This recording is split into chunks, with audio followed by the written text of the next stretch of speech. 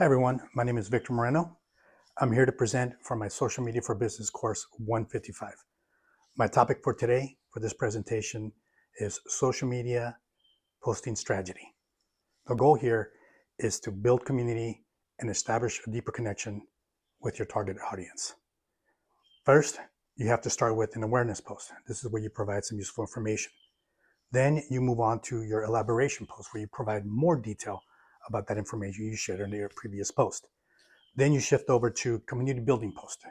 This post is where you make that deeper connection with your audience. And once you've established those three things, then you go ahead and do your call to action.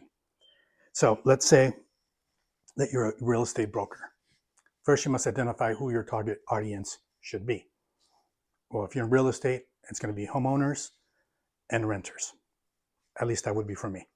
Then you must establish what is the best platform to utilize in order to reach those followers, that audience.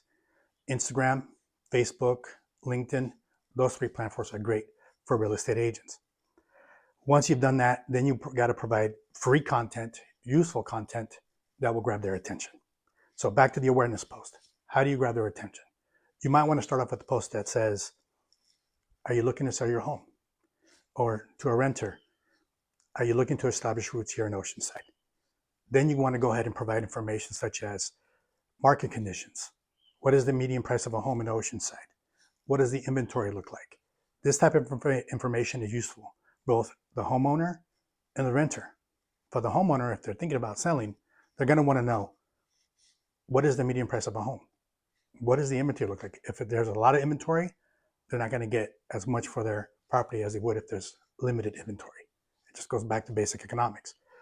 For the renter who's looking to buy a home, same thing. If there's a lot of inventory, that means that there's less competition and the odds of them getting a home at a better price are greater. Then you move on to the elaboration post. This is where you provide more specifics. You go deeper. You provide more useful information. So for example, we talked about the median price of a home in Oceanside. Well, what if that's out of reach for the buyer, for example? They might get discouraged. Here's your opportunity to offer some solutions. So by doing so, you can provide more information, like what are the market conditions, maybe in a neighboring town like Vista, San Marcos, Escondido. By doing so, you've been able to hopefully give them some hope and give them some options. Finally, you move on to your community building post. This is probably the most important. Here's where you have a chance to come across as sincere, because you should be sincere. Here's where you make that deep connection by providing some personal information. So as a real estate broker, I would be frustrated if hedge fund companies, corporations, investors from out of state were buying up all the inventory here in Oceanside and turning them into rentals and driving the prices up, or turning them into vacation rentals, limiting the amount of inventory available for regular people like me and you.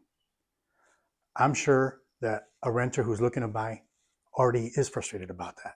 And a homeowner who's really truly interested in selling their home to a regular person, to a family that needs it, is also frustrated about that.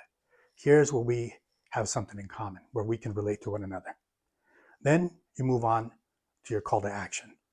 You can say things like, if you're interested in learning more, if you want to talk about your options, reach out to me by clicking the link below or visiting my website, www, whatever that website may be. That right there is a good strategy to build community and to establish a deeper connection with your followers. Thank you and have a great day.